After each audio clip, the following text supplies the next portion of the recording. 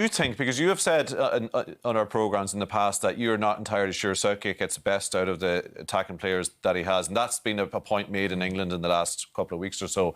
This is the most successful English manager in 50 years, and yet some people say that he is holding them back a bit at this stage. I think he is. Not getting the best. When you look at what he has on paper versus what he delivers, yes, he delivers results, but he's chosen a pragmatic, conservative way.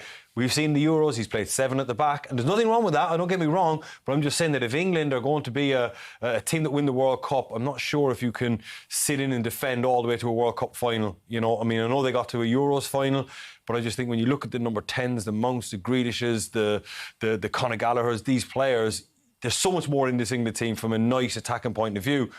The makeup of the midfield is nice. Hence the reason I mentioned the one number 6 in Calvin Phillips, not the Rice and Phillips combination. Braces. Yeah, you know, so it'll be interesting tonight. I think maybe he's probably sick of it at this stage, and he's realised that the conservative nature isn't working out for them. So maybe, you know, he's just saying, let's cut loose and go at it. What do you think, Brian?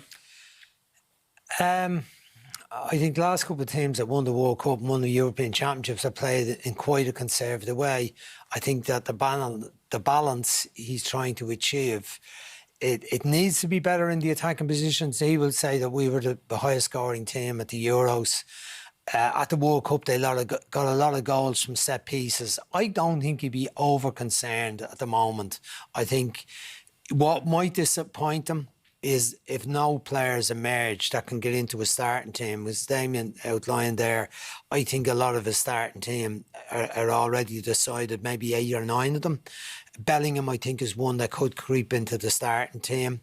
The full-back positions might maybe still up for grabs, but the rest of the team is fairly sorted. And it's up to 1 or 2 to really make an impression, I think, either between this game and the 2 games in September, because that's the last chances. They've only got 3 games to go. And so you don't think he's holding them back? Is that the bottom line? No, I don't think he's holding them back. I think this period has been quite irrelevant in lots of ways because of how the condition of the players since they've come in, the number of matches, the chopping and changing of the team. And look at Harry Kane's performances over the 3 games. He scored a penalty, but he hasn't threatened the goal. It's hard to call it irrelevant when you're in a World Cup. You're 6 months out. Irrelevant is too strong. I know what you mean, but I'm just saying that, like, the English media have given him a nice ride because results have overridden everything. A lot of people have tolerated this conservative approach, and everyone's gone, well, we made it to a semi-final of a World Cup. We've made it to a thing.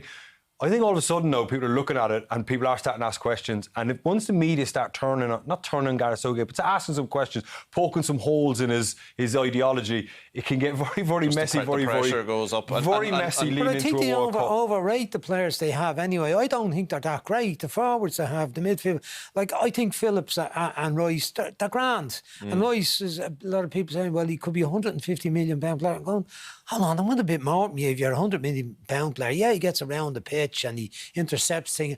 And well, Phillips, what does he do?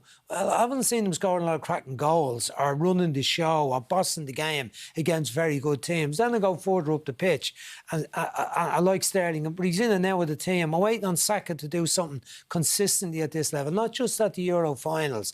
And Bowen is one who may have come through this group of matches to add himself into, and I do feel Bellingham can, but I do think they're overrated. One position we've not spoken about with England here, and I think it underpins everything, is the centre-back area. I think that's a significant huge area. Maguire's not playing huge tonight. Well, no, I think England are really lacking a centre-back of pace, of real mobility. You know, when you look at Mings, Cody, Maguire, maybe Walker. That's why he's Tamori looked all right. Tamori and Guehi are the 2 so that's an area that we will see. And cover for Harry Kane. There's no one else that can place Harry Kane on current form.